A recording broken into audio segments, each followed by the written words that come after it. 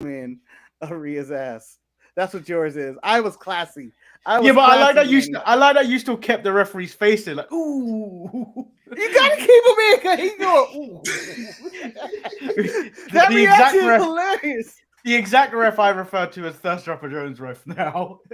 Man, he's sitting there looking at Roxanne Perez's cheeks, man. That's what he's looking at. This man's like, I have the best job in the world. Ooh. He reminds me of Little Tony D'Angelo. That's who I'm calling this round. Little Tony. Nah, I'm calling him me. That guy is me. That guy is me. See, if you didn't send me this at all, at any point before while I was making thumbnail, this would have been the thumbnail. I was going sensible today. Big meaty things. Yeah. You know, you can tell MJF put in that work in the gym. He looks more like Brian Cage than MJF right here. He does. It looks like someone photoshopped his head on Brian Cage's body. Oh man! And it wouldn't be this hyper.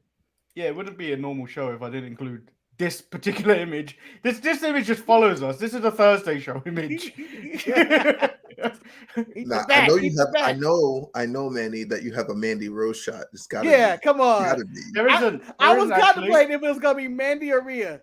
The only new one today is a Shotzi Blackheart one. You didn't get her with Quincy, your boy Quincy. I can't do that unless I Photoshop Marcus's head on the body. Unless I Photoshop Marcus's head on the body because Marcus is Quincy. Hey, don't tell people what my Halloween costume is gonna be. It's ruined. It's not. I wouldn't. Holiday party is ruined. Marcus came in as the Quincy. Most people wouldn't even know who that is. I'm saying 90% of people. Marcus is just being weird today, guys. He's just being weird. He's coming in on the scooter. So, welcome to the show. It's a hybrid show. It's the Untitled Manny and Marcus / ETE show. I'm not doing guns. Yeah. It's the everything Untitled Manny and Marcus show. Yeah. If I look bored when they start talking about New Japan, you know who your audience are. remember SmackDown versus Raw 2008, and then they had like the and ECW like Matt Small. That's me right there, and Jamal, and 3 Faces. And all 3 Faces of Jamal, the ECW. It was like Matt Small on the side, and. I remember that going like, why? Why can't they do this? It was so unnecessary as well. It was just like, yeah. Oh yeah, I guess ECW's here. we own that. We have a show on Sci-Fi now. Like, why? Why do this? Although so I'm Lord Manny Hayes. Major money. He's Marcus. I'm Marcus the Grand Finale. Woo! If you don't know who we are at this point, I mean, nobody cares. Well, you know, Manny, there could be the first-time listeners, first-time callers, or whatever they call it. Do you know what? Actually, we haven't received anything like that. I want a first-time emailer to email the show and state that line. First-time listener, first-time emailer. Love the show, guys. Appreciate it. All right, let's start the show. We got a lot to talk about today, right? We want to start with the dubs, or are we talking with the?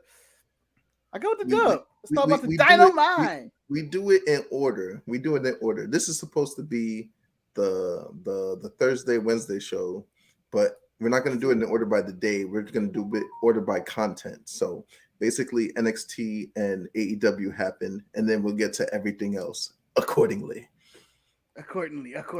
Although if we were doing it in order, everything else would come before this, but. Due to Major League Baseball and my schedule and other elements has forced this to happen today, I'm ready to do some Dynamite. So for people that are confused, tomorrow there will be no show. So AEW kicks off with the best friends. Can put this out and make it seem like it's live. Oh no! What I'll do is I'll put this show on live, and then I'll put myself in the corner and live react to it.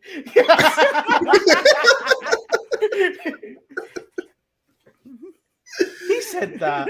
He said that. I can't believe he said the Knicks are gonna win the his thumbnail is just a Pikachu freaking meme right there on the side the whole time.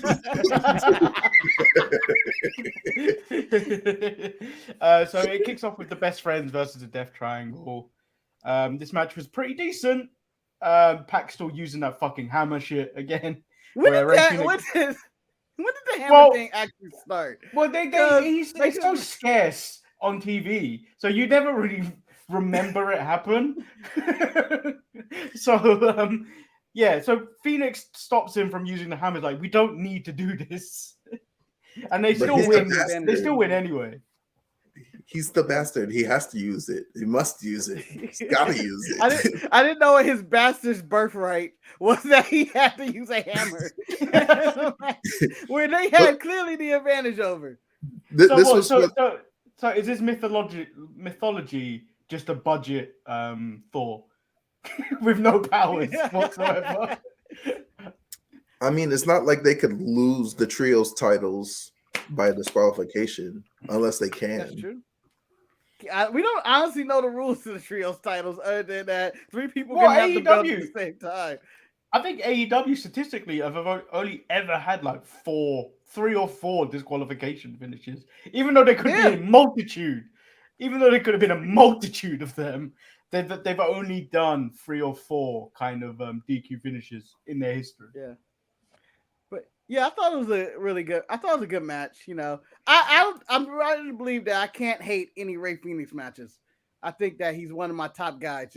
I just think he's athletically and entertaining wise. I don't think I can hate these guys with the Lucha Bros. Although I feel like everybody has too many belts. I saw way too many belts coming out to this ring where I'm going like, I'm blinded. Everybody had a belt. I know they called it Title Tuesday, but that was excessive. That wasn't even all their titles.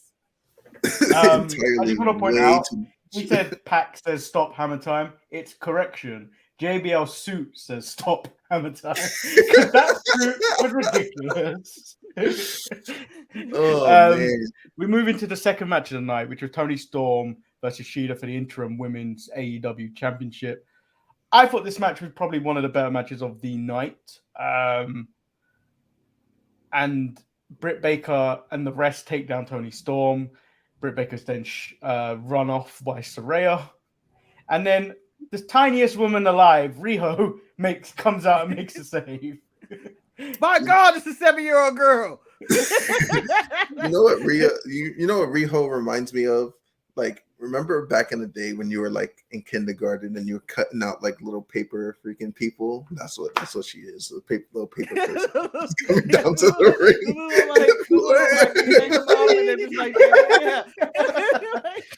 She is that thin. I believe I could give those papers away more than current Riho right now. I kind of want to see Gunther throw her and see how far she could go. or if she starts floating because she is so small and skinny. Yeah. So I know this is jumping ahead a little bit, but on NXT you saw little tiny Roxanne Perez versus Rhea Ripley, who's, you know, a monster of a woman compared to her. But I feel like Rhea and Riho would be such a mismatch size-wise. This is not even legit. This is murder. What you just described as Rey Mysterio versus the Big Show. No. You gotta say Rey Mysterio versus the Great Khali. Oh no, guys, hold on. Rey Mysterio versus the Great Khali versus Mark Henry. Fatal 4-way match. He won. Against all odds. Makes me sick. It's like watching because he's 5'6", Giannis, LeBron, and LMB. Yeah, he's 5'6", allegedly. He's 5'6". On my shoulders, he's 5'6". So we move into what felt like maybe half an hour, maybe a bit more of just talking segments, where it started off with FTR with Renee. They said regardless of who's coming after them, they can't live with themselves until they get the 4th title, the AEW titles, where Marcus Boy, Swerve, and Keith Lee appear. Again, Keith Lee with a fucking apple, which I don't believe he is eating apple, because I believe 100% he ate cake off camera. Well, He not only was he ate cake off the he comes over with cake, and it swerves like, "Hey, Keith, you got that cake in your hand? Oh shit, yeah, this apple." Although they shared this apple, right? They were sharing. Yeah, this it was apple. very, They it were was very sharing weird. the apple? Oh no. Yeah, because Keith That's was buying the terrible. apple, passing the Swerve, and he was eating. I was like, No. man. Swerve took the apple out of Keith Lee's hand and then ate it. That's how wrong that was. I was like, how you gonna take another man's apple and just eat it? Is he swerving the audience? Like, I don't know what the fuck he's doing. Why are you eating this apple? It's the first time Swerve's actually spoke sense. None of you are cool like Carlito. So what the hell? Like, think about it as that apple. Yeah. So it's the first time Swerve actually spoke sense on the show, because he's like, you've been number one contenders for 6 or 7 months, but now you want to go for the AEW title? Now you want them? I mean, it's been a long time, and it shows whatever's going on in AEW that FTR is not allowed to win their titles or something. It's like they have a Cody band to it, because they have been the number one contenders. They have all these belts, and you have to receive a title shot, and they still, after all these months and belts, have to fight Swerve to Glory to get a number one contender spot. So wait, so is this a number one contenders match? Yes. Utterly ridiculous. I thought we weren't doing this anymore. Utterly ridiculous. I thought they weren't doing this. FTR has quietly, not quietly, made themselves one of the best tag teams in the whole planet, and they have to fight for a number one contender spot. They should have already had the gold. Like, they have 3 pieces of gold from 3 different companies. What is going on? Give them the shot. This is why I wish we had like a stat guy, an underdog. This is coming in stats for how long has FTR been number one contenders or number one ranked tag team and not gotten the title shot in all the tag teams that had title shots before them. Like Swerve to Glory came out of left field and got title shots and won. Since the second, what was that thing that they did with the Pinnacle, that big match? I know. Exactly. Since then, they've been number one contender, and they have not gotten an AEW tag title shot since then. Since the results of the Pinnacle, who is not even a thing anymore. They are still a thing. They're back together. They are still a thing because randomly one couple of weeks ago they teamed with Wardlow, and then they had a backstage session. We are the Pinnacle. I was like, what? No, Manny, no. MJF is not there. Don't count. Don't count. After that, last week in the week that Manny missed, Sean Spears returns and rejoins with the Pinnacle. Even after him and Wardlow's had all their beef. He's doing perfect 10s.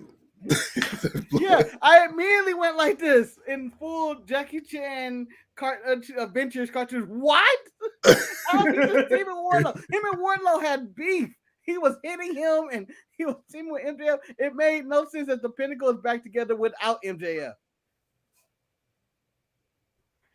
AEW get your shit together. Get some structure. The thing is, piecing together what happens on AEW is quite kind of difficult.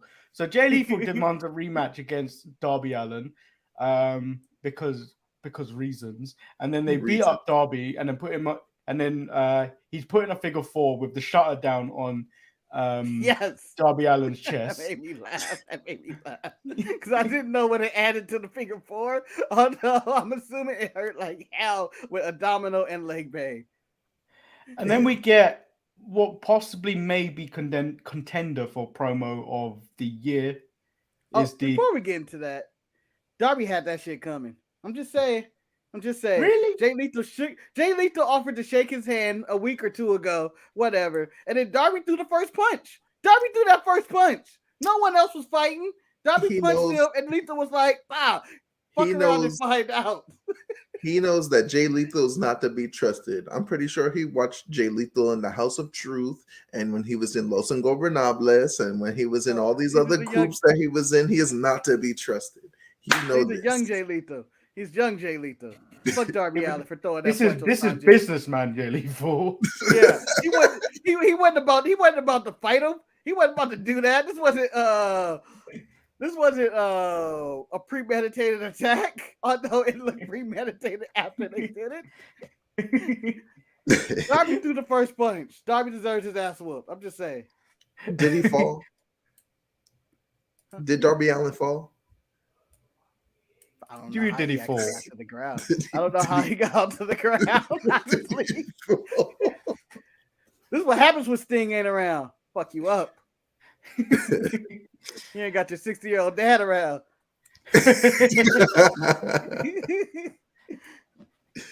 Jungle Boy's busy. He can't make the save, so you fucked up. You can jump.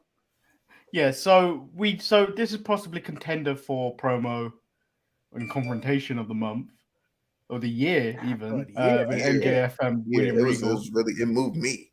Yeah, so MJF tells a story of a 19-year-old that's given a WWE tryout as an extra, and then Regal sends him off into a little room, which sounds very sketchy in the first place. Sell me yourself in 3 minutes. And he's like, okay, Mr. Regal. Maybe like one of your French girls.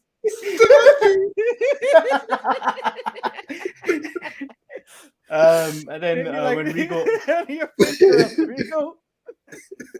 and then Regal asked his age, and he found out he was 19, and Regal deemed that too young. And then the story continues of like, send me your shit for the next few months and all this stuff. And then he got an email back that says, stop sending me your shit. I'm busy. Loved it. Great response from Regal. It sounded like something I would do. How true do you think that promo was? I got 90% true. I got 90. It probably, yeah. I got 90. This goes all the way back to when Samoa Joe pushing him against the wall. Yeah, and I got like, I'm never going to look at that clip again to say. MJF has the uncanny ability to, when he cuts his promos, to make it feel so real. And he's supposed to be the heel, but he makes you feel for him. And it's like these borderline, like, I don't want to say that he's lying, but like, because some of the stories that he told was true. I mean, the CM Punk promo that he cut when he was just like, you know, for me, it was the best day of my life. And then for you, it was just another Tuesday type stuff. Like, you know, that it just, he has this uncanny way of making you feel for him, even though he's the bad guy. We know he's the bad guy. But then it was interesting because like the crowd turned on Regal before when he started talking. And then I was like, fuck you. Yeah, they turn on him, and then Regal's is good on the mic enough to win them back. And he did at the end. Because it's obviously this was kind of used to fire him up. Yeah. Like if you really wanted to make it, this is kind of the shit that would spur you on. And like a lot of us, I know me, I can only speak for myself, is fueled by hate a lot of the time. And if you tell me I can't do something, I am going to prove you wrong. And just to rub it in your face afterwards. That's how I survived all 8 years of military service. That is military. Let the hate feed you. Yeah, but that's what it is. So for me, it's just like things like that is what spurs me on. It's like it's what got me through 8 years of retail just to get through it. It's just like I'm going to show every people I am the fucking greatest at this, even though it's a shitty job. Even if it means I'm going to kill myself on the way to do it. That's going to prove you guys wrong. And when I'm at the top, finally, I'm going to say, see? I told you. I'm a star. And then I'll walk Enjoy away. Your $9 an hour, sir. And I'll walk away and get a real job. But I enjoyed this promo so much on both sides. MJF sold the hell out of this. Don't know how much of it's true. Felt like I believe every word he said happened. Don't care. And even when he got emotional tough, I still read this damn email every goddamn day. And he started getting choked up. It was like, I wanted to kill myself, Regal. And then Regal with the rebuttal of, you know, everything is fine, but you had to take all these shortcuts, basically talking about how much MJF cheat. You got your goons fighting for your ladder match. And I was like, damn, he flipped them back on the, and then he couldn't do anything. And it was like, oh, that was so good. It was so good. I wanted to see Regal versus MJF right now. Can Regal still I go? actually would as well. I think I actually would as well. I don't know. Can Regal still go? That's the question. That is the Regal question. can I put him don't in a know. Regal stretch. The I don't know what concussion protocols. his physical. The concussion protocols won't allow it.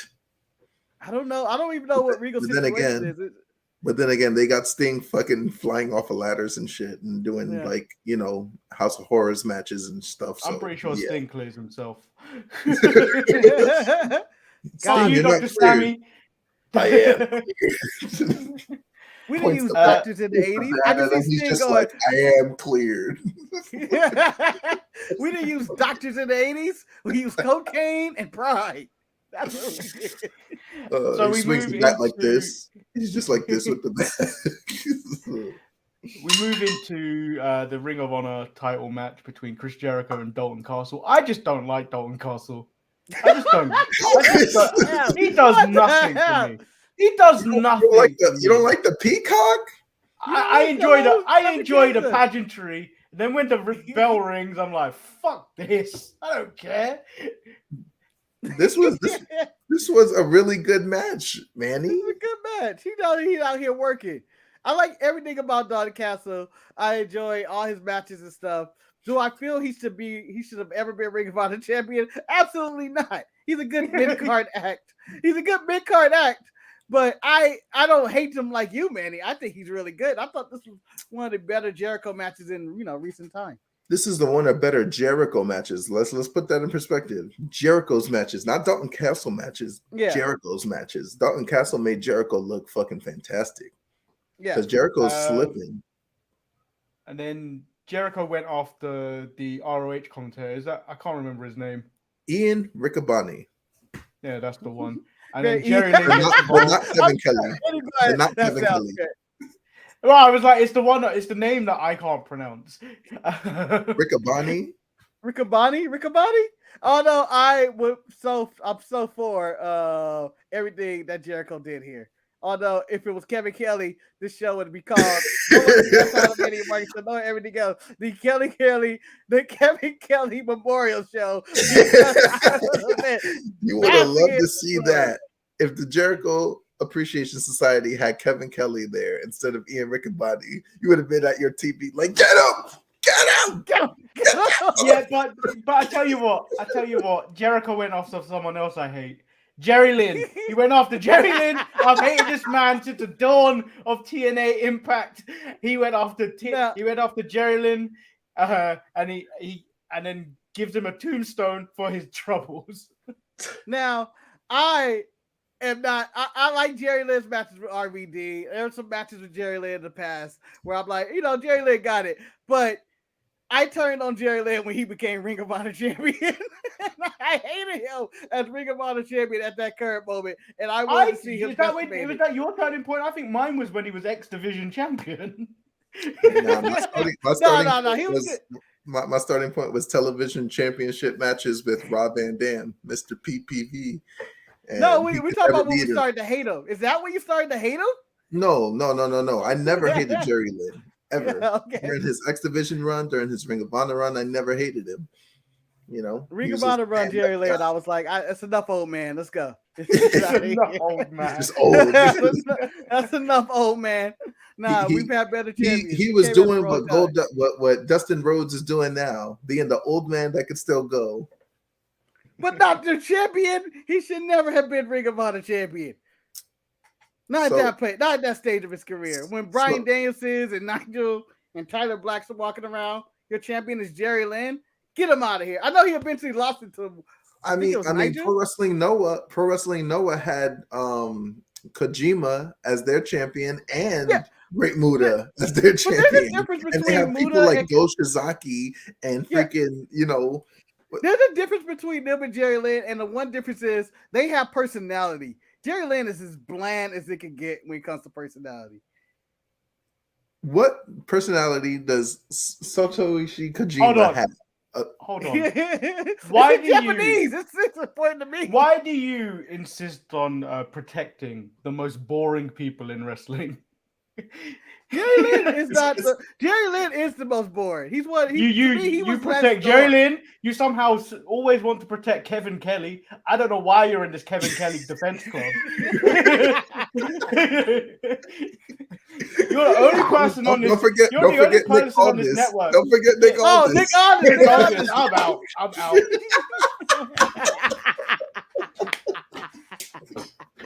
Every Wednesday, you tune in for the Nick Aldis report. Fuck Nick Aldis. That is your countryman, Manny. That is your countryman. You know who you could blame for this, Manny? You know who you could blame for this? Blame Dean Malenko, because Dean Malenko had no personality whatsoever, but he was still one of my favorite wrestlers of all time. But I feel like it and I'm glad Jerry Lynn was attacked this week, but I feel like this is the topic. Dean Malenko had more personality and charisma than Jeremy Lynn, but Jerry Lynn. He had more personality than him. I don't know. Jerry Lynn just came out. He was just some dude to me that was wrestling, and I was like, I don't understand. He's always been that way. At least Dean Malenko was a man of 1,000 holds. I was like, ooh, there's mystery. Let me see all 1,000. And then even Lance Storm, who was allowed me to, and that's entertaining and shit to me. Jerry Lynn's never had those moments. That's the one I will never be like, damn, I'm hyped up to see Jerry Lynn. I'm never hyped up to see Jerry Lynn. Like, yeah, he's a good wrestler, but I'm not hyped up to see him ever do anything else. And then we get Hangman Adam Page versus John Moxley for the AEW World Heavyweight title. This match was actually going pretty well till the actual clothesline from hell. It was the clothesline from hell. It was the JBL clothesline from hell, or it was the Stan Hansen joint. I don't know which one he hit. I think it might be Stan Hansen. Stan Hansen's was disgusting. There was so much meat behind that. Meat. I imagine Stan Hansen was meat and funk that hit you at the same time. Go, whoa! And then you also get tobacco. All of that. Cocaine hitting you. This was the double Raikage clothesline with one arm. Like, I don't know, man. He fucking killed me. Okada went, that's the road. That would have killed me. If I had a Rainmaker like that, I would never need the money clip. Like, god damn. I think isn't that similar to what I think the Rainmaker is what actually put Adam Cole on the shelf as well, wasn't it? I believe so, because like he landed wrong. Because he landed wrong. I thought it was because I thought Adam Cole's one was he got injured because of the way he got yanked into the Rainmaker. But because it hit him more shoulder than meaty portion of the arm, so it was like more shoulder. Yeah, and then I never knew that his injury was a concussion, and I always felt it's strange that the AEW never really report. I know the WWE ones it's kind of scripted, a lot of them, and then you will also hear something you've never heard of before when WWE announces the injury. But like this is the first time AEW has really like announced an injury, and this was I think credit has to be given to AEW as well, the way they handled that situation in the moment, stopping the match and everything. Like him realizing he's been fucking knocked out. That's a tribulation. That's a tribulation to the people that's in the ring. Okada, Jay White, freaking who's the fourth man? Who's the fourth man in that match? Adam Cole. Hangman. Hangman was the other person in that match. Oh yeah. Yeah, so it's just like the way AEW handled the situation in terms of on Dynamite, I think is the perfect response to it. It was very quick. You could tell they were running. They didn't know what they were really doing at the end. You could tell the scramble of it. It was a scramble. Yeah, but like you could kind of forgive them because they're trying to remove Hangman from that whole situation and stuff like that. So it was handled really well. When you can see in comparison to the way the Matt Hardy thing was handled like 2 years ago when it first started. And Matt Hardy came and then he got injured like crazy. So this. It's an evolution. They've actually probably prolonged Hangman in that situation. Like they probably saved his life in that situation because the response of the referee and Dr. Sampson. Yeah, Hangman is lucky right now that he's in good health at the moment. But it's severe. I think it's a severe concussion. Yeah, And they I thought that even the production, because they still have about 10 to 12, 13 minutes of TV time remaining. I don't know how long that match was supposed to go, but they were able to, bub around with stuff, and then they ended up getting their angle they wanted to end with the MJF and Moxley segment to sell that he's going to fight him at Full Gear. Like they fully balanced all of that. And that's good the work fly. on all their part, on the fly. That On they the did all of this. I'm sure the ending was probably where they were going to end with anyway, with MJF saying he's going to fight him at Full Gear and everything. But everything in between that moment, all improv that everybody's trying to bounce. Like Moxley just going up there and talking about a bunch of F-bombs or talking about fuck this, praying when you face me, I'm gonna be the biggest problem that you ever had, and it's gonna be the death fight of your life, and blah blah blah blah blah. Yeah. I thought the only misstep was going to Excalibur. He's trying to sell me on a bunch of matches coming up on Rampage. I think that was the smartest thing to do, though, because it took the camera away from the ring, and you've got a bunch of shit up on the screen, and you're not looking at it. Because you could, when you heard Taz, Taz, he was choked up because he was like, I don't know what the fuck happened. This guy's probably KO. Yeah. Who else was on commentary at that point? Was it Shivani? Shivani was, yeah. He seemed a bit choked up. Regal was there until he left. Yeah, so I think Excalibur is probably the only one that held it together with like, the show must go on, but we need to distract these people and get him out of the ring. So I think he did the only time I will give Excalibur any kind of credit. Yeah, but even he had a hard time. I would have just cut to the matches, just show the matches that are coming up, and without trying to have them talk. Because you can hear it, how concerned they were. They're fumbling over everything. I was like, and I'm not judging like, oh, this is the wrong decision, because I don't know what I would do in this decision or anything, but I just feel like it was a difficult task to ask the commentators to like do something like that. That's why they pay the money. That's why they pay the money. When you do live TV, you have to be prepared for shit like that to happen. They did what they were paid to do, and that was to keep the show going without raising too much alarm. Like, alarm was already raised because, the Hangman situation, the way that he was lying in the ring, they tossed the X's up and all that good stuff. But the promotion of the promotion has to continue. Like, WWE does this shit all the fucking time. I mean, like, Owen Hart died in the middle of the ring, and they still fucking finished the goddamn pay-per-view. Like, crime scene.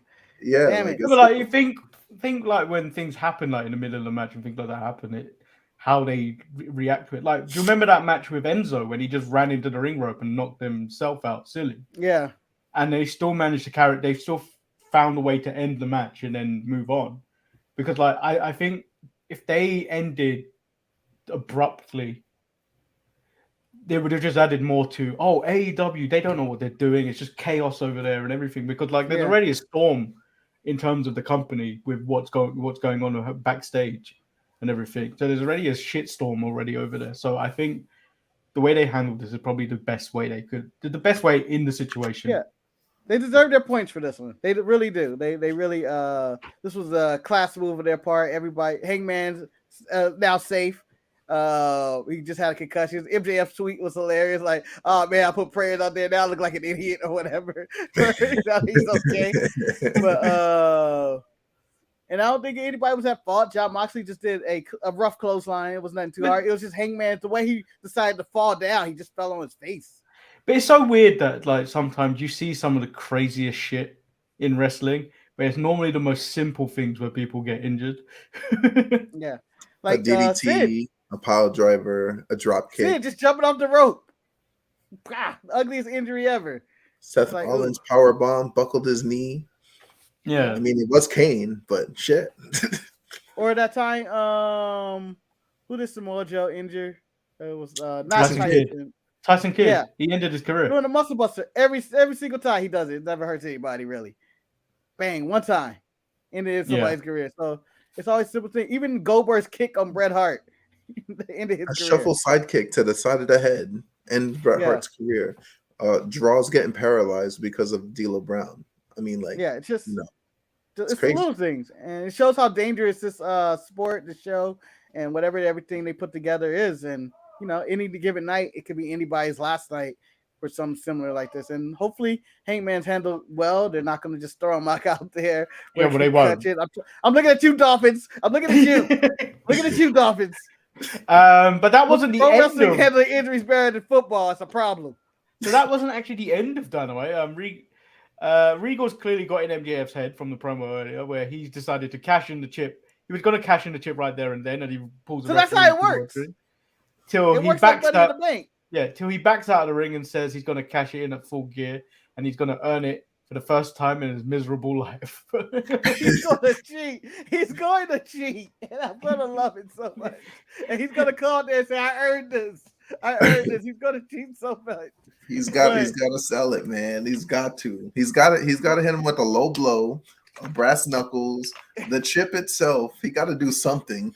And Regal's got to turn on Mox. The whole shebang. The kitchen sink is in the ring, and he hits him with it. The referee doesn't see it, but I guess the chip does work like the Money in the Bank briefcase. It didn't before though. Though. Because when Brian Cage won it was audible. Because when Brian Cage won it, they announced when he was going to fight, when he was getting his title shot. So it didn't make sense. They need to really fix up what the actual. You never know. This could have been an audible. It could have been an audible that he came out there with the ref like he was going to cash in now. Maybe, but he could. Yeah. So we don't know. But I don't think it was. I found it funny. Everything about it suggested that something was going to happen because he left that skybox during mid-match. Yeah, that's true. So something was going to happen. Yeah, all this was probably going to happen. But my favorite thing about this, NXT and AEW ended the exact same way, with someone threatening to cash in their Money in the Bank /chip. And I was like, I didn't even have this on my radar for NXT. This wasn't even a consideration. So speaking of NXT, another show actually happened this night. Rhea Ripley versus Roxanne Perez in a pick your poison match. It was a good return match for Rhea. It was. I think Roxanne Perez shouldn't stay on NXT for long. I think she needs to move. I think she's already wrestling on SmackDown. She needs a personality. She needs a little bit more of a personality, not just going to that little meadow. She's still young. She's still young, so they could play off of it. But definitely build that up. And go on. This was a good old fashioned just big person. I want to say big man versus little man, but basically it's that type of match where Rhea was just a dominant force, where played the role of Manny, you saw it all. You saw it all, Manny. You were right there. I'm glad Manny decided to jump the referee in the back and take his shirt to referee that match. This was mine. This was mine.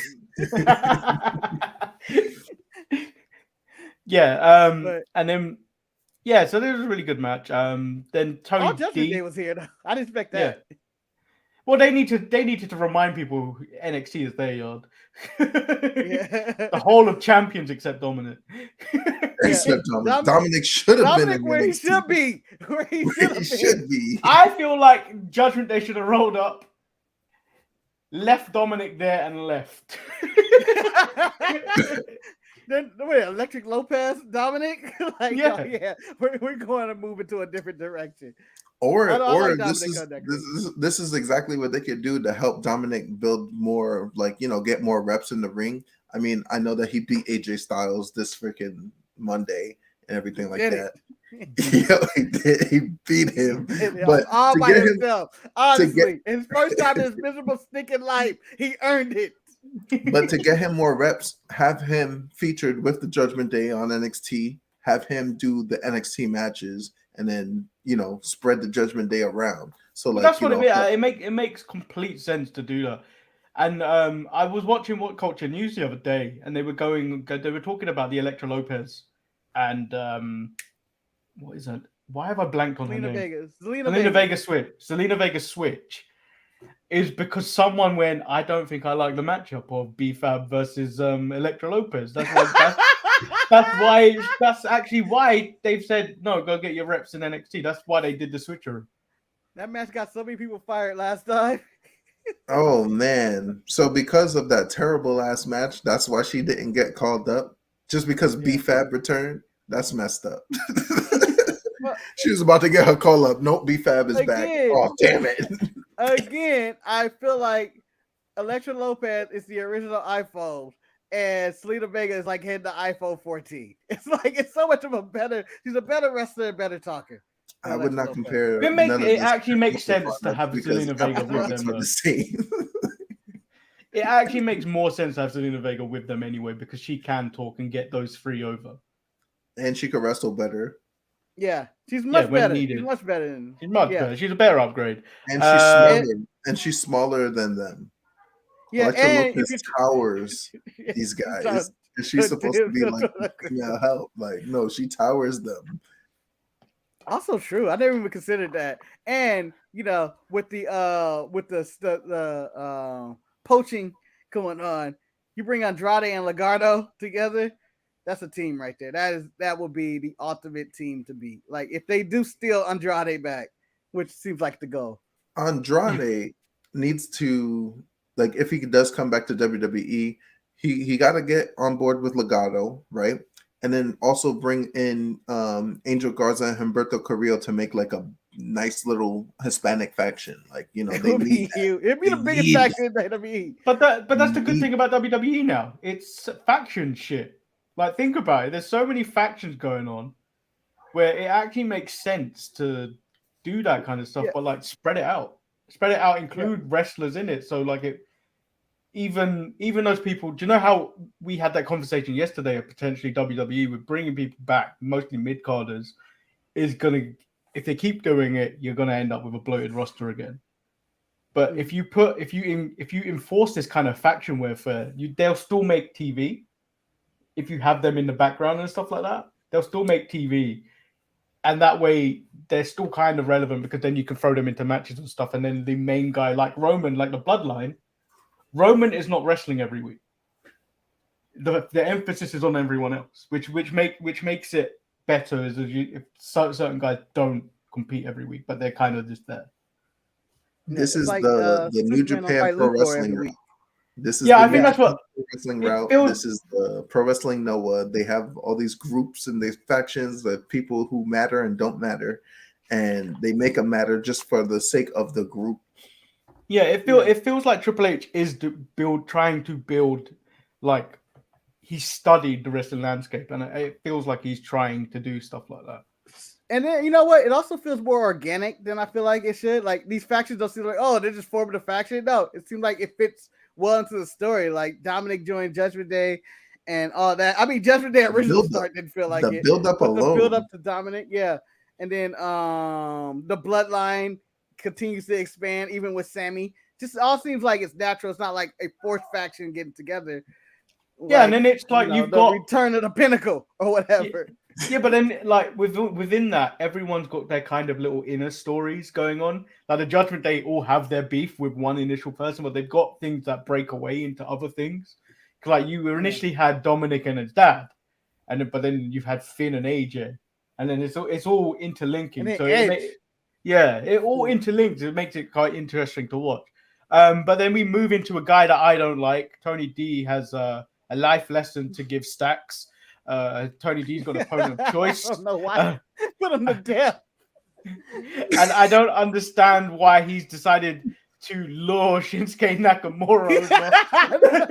I don't know how he got that pull. Hey, I want to say this. There's one thing consistent about WWE Shinsuke. He's all about the money. Come on.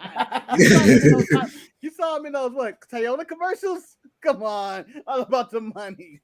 Do you know the one I miss because Finn got injured? Because Boogs got injured at WrestleMania? Yes. We never got that other sponsorship deal ad. I feel like that just slipped when they were sponsored by like some energy drink or something. Like they were handling all the ads. We got all the ads over here. But Shinsuke, about that money, put the knees to Stack space. Yeah, he took two Kinshasa to take him out. Yeah. Yo, Stacks actually proved something to me, like, being in the ring of somebody the caliber of Shinsuke Nakamura. So, like, he had a little good little match. So, yeah, I don't think the other one was any good though. Two Dimes, who's now on AEW, he was trash. Dax is all right. He's just in a bad character right now. Just a goon. Which, since Tony is injured, this does give Stacks a chance to become his own man. He doesn't actually have to be Stacks anymore. Now that he got beaten up by Shinsuke, and it seems like they're going that route of basically breaking up that group. Because it's not a group, it's just mostly one man now and an injured Tony B. It's two dudes, and one of them is injured. Yeah. So let's cover these quickly. Chucky tells Grayson Waller that his match will be spin the wheel, make a deal. Von Wagner. How do you feel about Chucky being canon in wrestling? Like, he's a legit wrestling character at this point. This is his second year doing WWE. Chucky is actually a legit wrestler. He can enter the WWE Hall of Fame at this point. How many appearances he's made? He should. Von Wagner calls Nathan Frazier soccer boy. I hate Von Wagner so much, and it's annoying that part of me thinks he's gonna win this Saturday.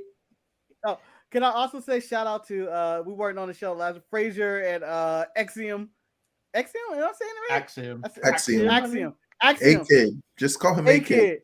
No. This is the Untitled Manny and Marcus show with Jamal. But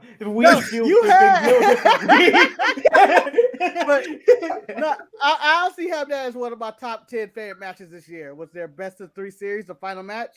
Really, it was really good. Final match. The week I took off was the best match. I'm gonna have to rewatch that. That was really good. That German suplex that he did when he was like on the ropes into like German suplex, that was just chef's kiss. It was beautiful. I went, man, there was so many cool spots in this one, and just athleticism and really good psychology. That I was just like, damn, this is good. You can go back and take a look at that one, Manny. Veer won't tell anyone what he's whispered in Sanga's ear last week. I like it. But Sanga appears and says, I'm ready to listen. Love the mentality they're having. It's that visceral Charlie Haas mentality that I love so much. They don't tell us shit. Who cares about Lillian? That's still by far the one of my biggest mysteries in WWE. Is why they found it so funny that they knocked Lillian and Garcia off the apron. Gene Snitsky. It wasn't my fault. Who is it? The 2 tag team champions have contract signings, and I didn't like either of them. I thought you were like a Pretty Deadly segment. You don't like Pretty Deadly? See, they're going up against my other 2 boys, Idris and Malik. My Facebook friend, by the way, Malik Blade. Oh, is he? Yes, I'm friends with him on Facebook. We gotta get him on. Why haven't you decided to do any type of? Why are you holding out on us, Jamal? Why are you holding out on us? You're preventing growth on this channel. You're preventing growth on this network. Because it's just like any other wrestlers' profiles that's on Facebook. They have a whole bunch of Facebook friends, and they all have different podcasts and stuff like that. I've been pushing to get more wrestlers on even my own show and the Midcard Mass podcast, and I've only gotten two wrestlers. That's indies, but that's it. So we get Sonya Deville coming out with Toxic Attraction versus Alba Fire. Was this even a match? No. You know what? It started off as a match. It started off, and I was like, "Oh, Sonya's looking good." Bang! Over. Beat her ass. Whip out a bat or whatever. She beat her ass with the bat. It's the same color bat. Yeah, that is a drumstick. Same size. Same size. But I don't know why after we were attacking whatever, I forgot who they were even attacking, but they were attacking her ass. When Mandy came out, I went, "Oh shit, it's Mandy!" And then I saw she was wearing. I was like, "Oh shit, it's Mandy!" Mandy was looking good. I was not expecting Mandy to be back. She's gonna fight fire with fire, and then Alba Fire decides to attack. She managed to break free and beats up everyone with a bat. that's the one thing I would not like. I discredit Mandy Rose's promo here because she was talking all that shit. She was like, "Yeah, I'm gonna fight fire with fire. I'm gonna put the wrath on you." And then here Alba Fire whooping everybody's ass. It's like, how you cutting the promo and then you getting your ass kicked? Mandy doesn't lose. Mandy does not lose. He's the real forever champ. Take that, Abba. Take that. That's the real forever champ, Mandy Rose. But I swear to God, I thought she was about to say we're about to do an Inferno match. Imagine. When she sounds like fire with fire, that's what she said. I was like, oh no, Inferno match, Halloween Havoc. Oh no. You thought that? I thought Fireball. Fireball match. My face. I just watched Kane shoot a fireball at X-Pac. Yeah. With With his finger, right? He points the finger at him? No, so Undertaker uses X-Pac as a human shield. Roy's Retro 98 is wild. Oh, yeah. I forgot he's Ministry of Darkness Undertaker now. This is the beginning of Ministry of Darkness. Yeah, this is the beginning of Ministry of Darkness. He hasn't got anyone yet. He cuts the goatee, and I'm going like, oh, he is crazy motherfucker. And he starts doing This was the scariest version of Undertaker, in my opinion. Yeah. He freaked me out when he was drinking blood on top of the ramp and doing his sacrifices with Minion and Viscera. And I was like, this is gross. This is terrifying. So we get Trick and Carmelo Hayes versus Oro Mensah and Wesley. Oro Mensah and Wesley could be the replacement for NASCAR. Yeah, but also, Manny, you failed to mention that Trick and Mello beat up him in the back. I was getting to that right away. I was getting to him before the match. 100% that was Trick's idea too. I knew if anyone wants to go, whose plan was that? Trick. 100% Trick's plan. Know the problem with this, Manny? Why won't Wesley just get a room that locks the door? This is the second time in like 2 weeks. That's a communal locker room. That's a communal locker room. He ain't big enough to have his own. That's a communal locker room. room. Was way too dark. That locker room was way too dark to be a communal locker room. Where was the lights? Why y'all fucking pumping each other up in the dark? What's going on? This is the second time in weeks he's been jumped in that locker room in the same corner. He doesn't see it coming every time. Get some fucking lights in that locker room so you can see your attacks coming. So basically, Trick and Mello pick up a quick win, and then all the participants in the ladder match come out and get their bits in. Yeah. Good times. Schism versus the OC and Cameron Grimes. This might be the only time in 3 years I may have been interested in a Good Brothers match. Dang. He must have been watching a lot of ETE, man, because they've had some good bangers the last couple months. I don't watch all those matches. There's no time, Jamal, to watch all those insignificant matches you watch. Insignificant companies you watch. They were on the line, all right. This is Impact. Who watches Impact? Maurice watches Impact. I watch Impact. Other people. You're outnumbered. You're outnumbered on this show on people that watch Impact. We watch Impact every week. I bet you Luchador is going to come out with I watch Impact as well. I don't watch it every week. It's maybe every other week. Dickie James is still on that roster. The last rodeo is happening, Manny. The most interesting part of Nick Aldis is Mickey James. That's why you don't watch Impact. It's just because Nick Aldis ties. I see how I can see Manny hating watching Nick Aldis going like, how he get Mickey James? I'm not even going to get him started on freaking, hey, man, you got to watch NWA Power and Power USA. Get MLW Fusion. No. I'm too busy watching people praise the Jets at the moment.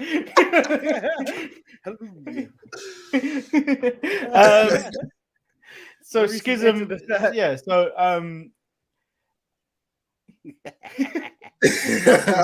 exactly.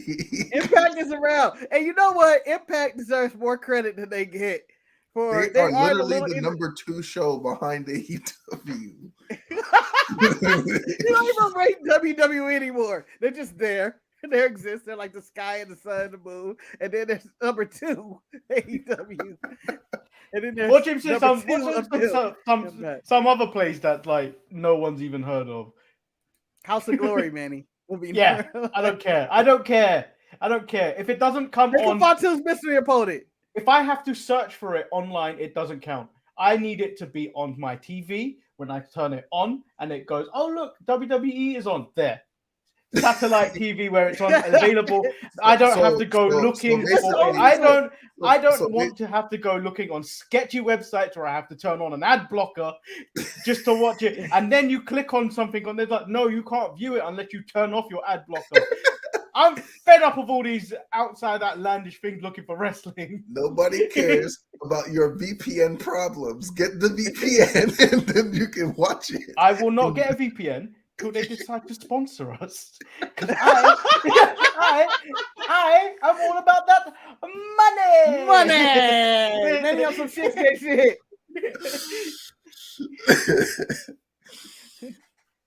I'm the Scrooge McDuck of this channel. Just so you know. No wonder you talk like.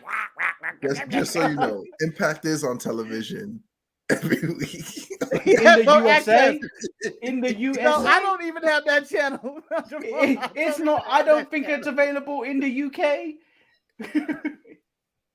Hey, Betty, I think we should start covering the women of wrestling. Wow.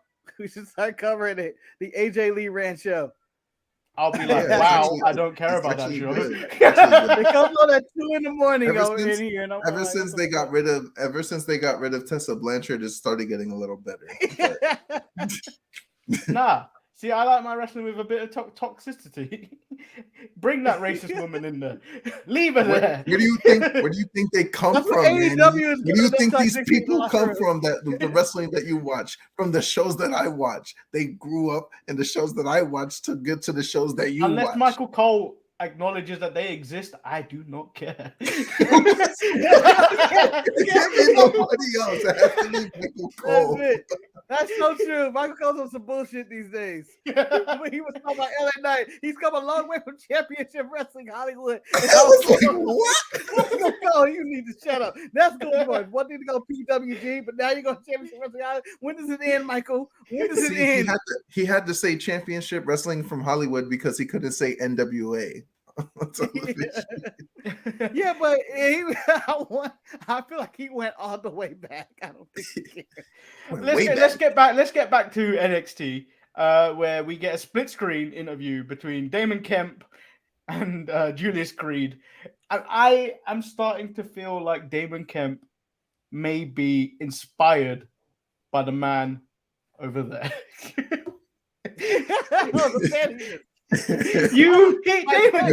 man. He's talking about you. Damon Kemp is so petty. And it's the funniest shit ever.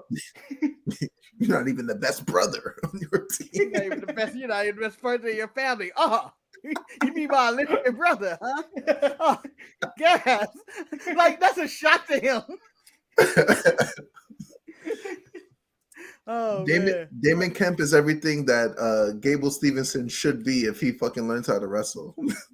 Yeah, but he's I don't know. He's having a heart thing, right? Yeah, I think he had a heart thing, but Damon Kemp has developed a personality which I think the other one will probably struggle with. See, Gable. this is all thanks to Roderick Strong.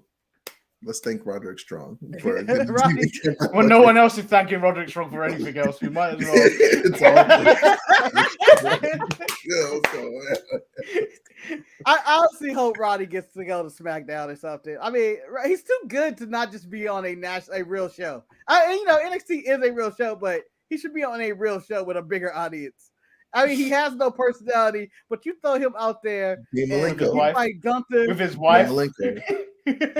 Oh, his wife needs to stop. I think they need to sit down at home and say, honey, I'm bad on the microphone. You need to just stop.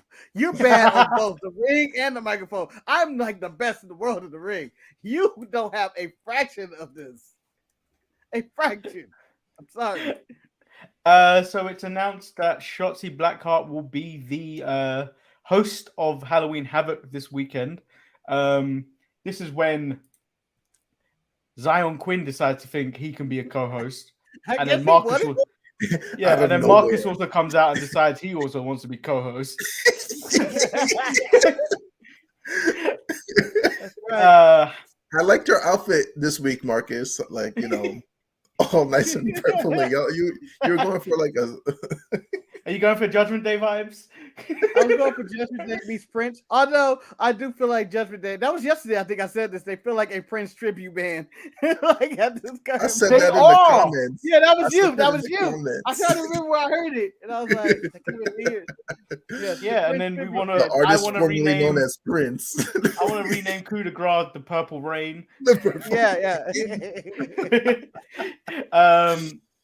Yeah, so they have a match. Quincy wins with the bonsai drop. After Zion Quinn was distracted by Hank. Yeah, I have no respect for Hank until he actually gets ring gear. At this point, he just comes out there looking like it's his day off, like he's about to go to the liquor store and just get like a couple of lotto tickets and shit. Just go back to his apartment and get high all day. That's what Hank looked like. He looked like a low budget Seth Rogen. And then we get Raquel Rodriguez versus Cora Jade. It's pretty much a non-match. It's really quickly. This was a DQ. I was looking forward to this match. I wasn't. I wasn't. You hit him with the cane and was like, "That's it." Based off of the match that Rhea Ripley had with Roxanne Perez, I was going to see if they were going to do something equivalent, but I don't think Cora Jade's on that level. Not yet. She got to wrestle those. She got to wrestle them good ass people, and until she does, then she's like, matches like this does not help her case at all. So I didn't know much about Roxy before she came to NXT. But that match she had first Ring of Honor Women's Champion, or the third if you want to count it. You act like all of us have time to do all this shit, Jamal. That's just facts. You can read that one, Manny. You can read that one. I don't want to. Mark. One of Booker T's kids from Reality of Wrestling, Can you let me finish my sentence? Fucking encyclopedia. So, Betty, this is why no one goes to libraries anymore. This is why nobody goes to libraries anymore. But Roxanne Perez versus Satomura, probably one of the best matches I've watched. Women's matches on NXT in a while. Mm-hmm. That's why I was like, do you know what? She's too good. That's what you were going with. She's too good with that current crop. That current crop, she's too good. And she's probably the youngest of all that new crop that's in there. She is. Manny, you brought up Booker T on commentary. This will be your first week with Booker, right? What do you think of him on the team? Well, I feel like he's a good replacement. So I hated it, but now I like it. I didn't watch NXT the way I normally do this today, because normally I would watch NXT either just before ETE or afterwards, and I watch it properly. I couldn't enjoy NXT nearly as much as I wanted to this week, because we had to revert back to the Wednesday Night Wars where you have to watch 4 hours of content in a limited amount of time. It felt good though. For me personally, I know you hate it, Manny. I know there's people who's like, it's too much. Nah, for me, I missed the Wednesday Night War. I missed the best rival in wrestling right now. Damn everything is Tony versus Hunter right now. Triple H versus Tony Khan. They are a match made in heaven. No, that's not until later in the afternoon. But I enjoy these battles they have with each other. It's been going on since the inception of AEW and NXT, and it's just the best rivalry. And that they're poaching talent back and forth from each other. This is the best rivalry in all wrestling right now. Tony versus Triple H. Yeah, so I didn't really pay attention too much to what was going on commentary at all, because I was watching it at ×2 and ×3 speeds. Thank you, VLC player on Mac. And he using that Hermione Granger necklace to watch all the wrestling. the turn dial shit. Like, yeah. Do you know what the problem? She was using it for studying. The problem is now at ×2, I can hear everything still. It feels normal to me. So like when I do watch-alongs, you can watch me slowly feel like I'm dying inside, because it's like, this is too slow, man. This is too slow. Speed it up. Speed it up. When I watch the old Raws, because there's no option to. I'm pressing skip 10, if it's taking too long. I was like, I don't need to see all of this. Come on. You didn't see the long entrance of Dan Severn. The long ass entrance of Dan Severn with the NWA US Heavyweight Championship. We're past that. I think this is the end of Dan He's Severn. already got he's done. Owen Hart broke his neck already. It's over. Oh, okay. Here we go. Here we go. So we get the Jenga board. God. We get to the end of the show where it is the KO show. He says KO has targeted JD McDonough. Because no one can pronounce that name properly. Called him a huge creepy weirdo. They should have just kept him as Jordan Devlin. Like, what the fuck? That's what JD stands for. Yeah, why did they have to add McDonough? They could have just called him Jordan McDevlin. Then we could have pronounced him JD. They could have just called him JD or some shit.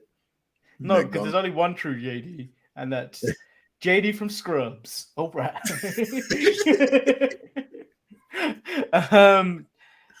Dragunov says Braun is human and beatable. KO states no one wants JD as champion and points out his mind games. Dragunov says JD is always a contender but never a champion. Ooh. That's like he basically said you're a bridesmaid, never the bride.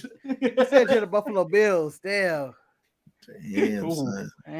Braun tries to interject, saying that he puts Dragunov in that same category, but Dragunov reminds him that the last time he was in a triple threat, he lost that title. And then these two have a little fight, and then Austin Theory comes up with the Money in Bank briefcase, which is apparently an option. I remember, Charlotte used her Royal Rumble to fight. Who was it? Rhea. For Rhea at COVID Mania. Yeah.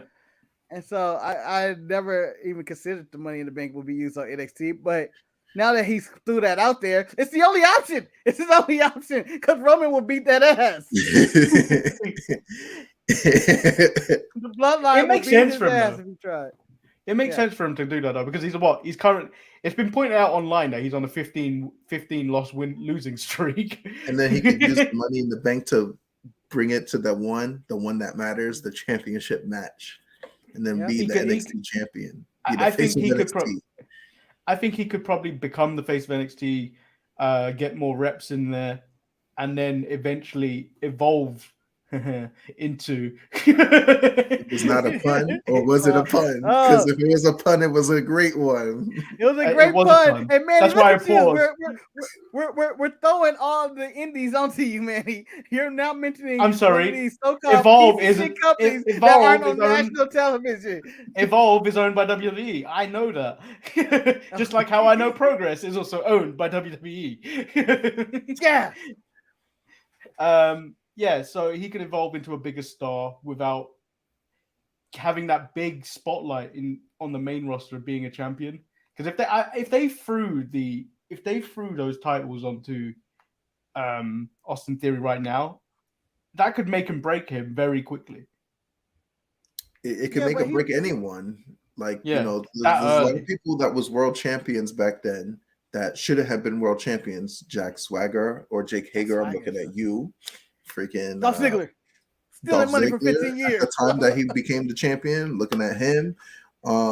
Sheamus is the exception because, he developed into he became even better when he was champion. After banger. The Bang Bros, my favorite tag team. Yo, what? Oh, I get them mixed up. The Brawling Brutes. The Brawling Brutes. I'm so sorry. I get them mixed up with that team. I'm sorry.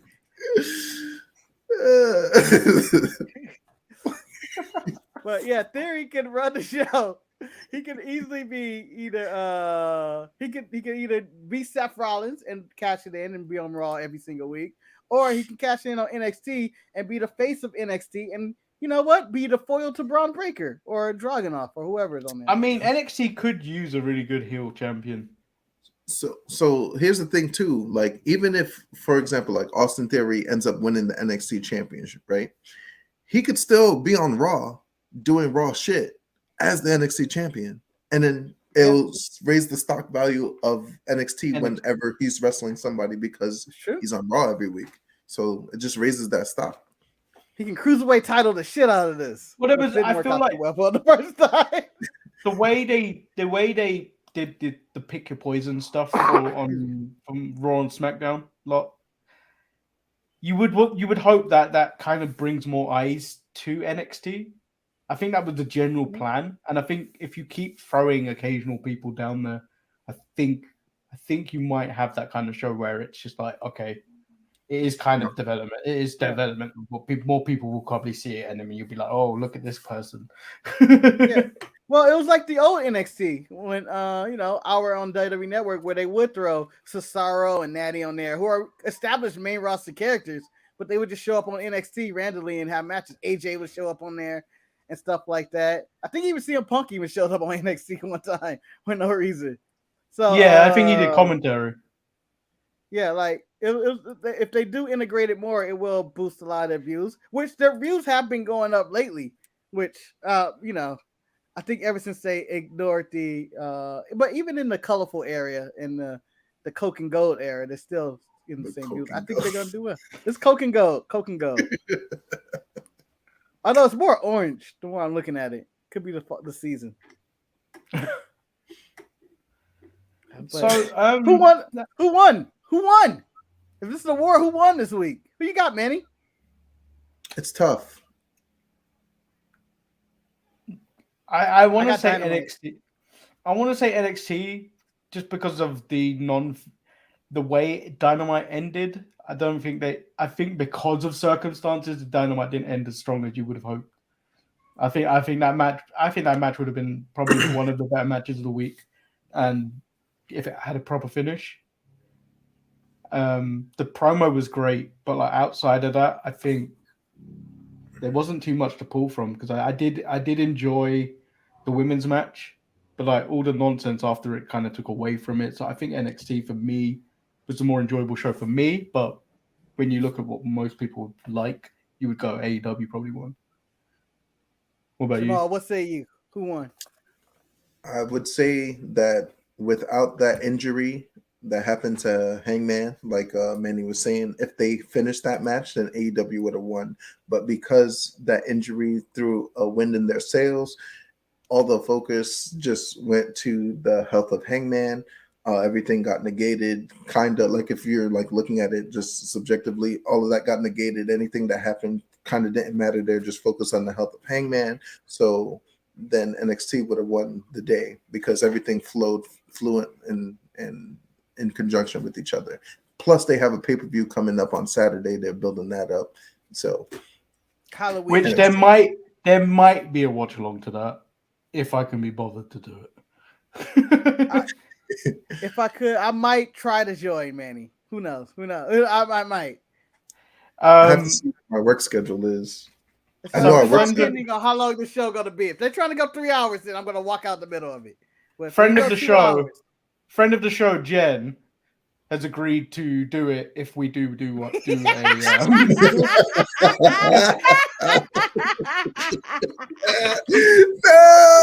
No! Why? Why? No! Wow! Out of nowhere. Oh. Yeah, so friend of the show, Jen, has agreed to do the watch along. If we do one, I think I might probably do it. I'm off on Saturday, so yeah. I'll be in Vegas. I'm gonna keep my window open, because I don't know what post I'm at work, but if I'm at a good post where I can do it, then I'll do it. I'll be there. At least in the chat. And I've done some looking up at stuff because the World Cup is coming up next month. I am gonna, at the moment, probably missing one show. Hey, because England versus the USA is on a Friday, but England versus Wales is on a Tuesday, which I probably won't miss. But it's Raw. Raws are not good anymore, but they are. Raws are good again. That's the problem. Raws are good again. He's gonna miss the greatest Raw of the year. It'll probably be the best Raw ever. The best Raw ever, and it's gonna be because the World Cup. Roman Reigns has an hour-long match with like Cody Rhodes for the title. I could probably watch it, and then Marcus, you could ring me, and I'd be like drunk already. Like, how they put the belt on him? It don't matter. We won. We won. We won. Manny, the game's still going on. We won. That'll be the day that Austin Theory actually cashes in and wins the whole shit. But yeah, so that's what the show's looking like at the moment in terms of will I take breaks for England. That's what I do. I love you. You're a Nobody man blames of you, country. Nobody You're a blames man of you. country. Those Trapper Joe's has his heart has the England flag over everything before the thirst trap. But that also kind of implies that I like Brexit, but I don't. Everything's more expensive now. Faction Brexit. All right. I guess that ends the show today. Yep. Dynamite won. I don't care. Dynamite won. I'm serious. I'm not going to sit back and take this fucking shit. I'm serious. I'm not going to sit back and take this. Why is it on? He did this week, which I don't know, but Shinsuke Nakamura showed up and he got to the back of him going like, what the fuck? It's ratings. That's how his ratings went.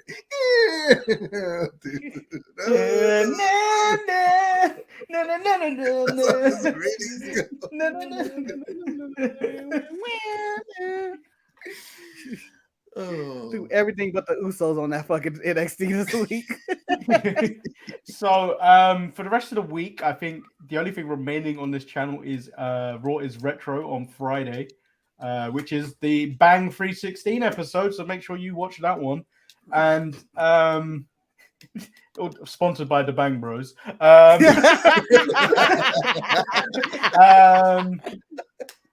And then possibly a watch along of Halloween Havoc. Then more than likely will probably be a watch along Halloween Havoc. So stay tuned to the channel. Yeah, no normal Saturday show this week as well. Still not because it's a post celebration of Marcus's 39th year on this earth. 38. Don't age me one. 84. Don't age it. Don't age me up anymore. All right. I'm almost hit 40 and it's over. Once I hit 40, it's over. You're in your prime. You're in your prime at 40. Now I can become a wrestler. Fuck. Yeah. Shit. Damn, you are the youngest one on this channel. Damn it. I've lived a long life. I lived an old life. I feel broken and I'm 36. I was broken at 23. No one knew who I was. Do you know what? Broken at 23. Eric needs to interview Jamal for the shoot. The life of a Marine. That would be. I have to hit him up with some photos. Yeah, I have a bunch of photos. That's a good idea for a shoot, actually. Because it's a there's get one. to know. There's one well. with me with the squad automatic weapon, and it's on the side of me, but I'm eating a watermelon. Fucking stereotype. No stereotype. Damn it! I can't use that. I have the perfect thing for it too, and it was the only reason why I got the watermelon, because of that stereotype. None of the white boys got that shit, and it was nice and cold, baby. I remember it like it was yesterday. This is the best watermelon. This is the best watermelon I've ever had. And then you go, oh, wait a minute. So then I have a before picture, we give away more, we're gonna save that stuff for a potential interview of the shoot with Jamal the Marine. 7. Son Jamal and the Son Jamal, the Miz, Dexter Loomis, and I'm trying to think of a random diva, Roxanne Perez. She's not a diva. That's how those Marine movies come out. You've seen the Marine movie commercials. You've seen the Marine movie commercials when it's just a random collection of wrestlers. Shawn Michaels, Becky Lynch. I've seen only 3 of those movies. I haven't seen all of them. I've seen 2. I've seen John Cena and I've seen Ted DiBiase. I've seen Ted's, I've seen John's, and I've seen the Miz's, but it wasn't like the first one or the second one. It was like the third or the fourth one or some shit like that. They got 7 of them motherfuckers. Hey, the greatest movie of all time is 12 Rounds. The greatest WWE Studios. Hey, you didn't like the Chaperone? You didn't like the show? Nah. The John Cena I 12 couldn't rounds put is that probably on. one of the best. I could not put that one on. What about See No Evil with Jacob Goodnight? You know what? That one isn't horrible. That isn't horrible. That was a decent horror movie. Jason, why don't we just call him King at this point? Jacob Goodnight. The worst, most fake name ever. What's your name? Glenn Jacobs. All right, Jacob. Good night. And on that note, guys, we'll be back Friday. So until then, peace. I don't know if you want to throw your guns up. Oh yeah, we got gun. Hold on. He's going to drums. He's gonna play us out.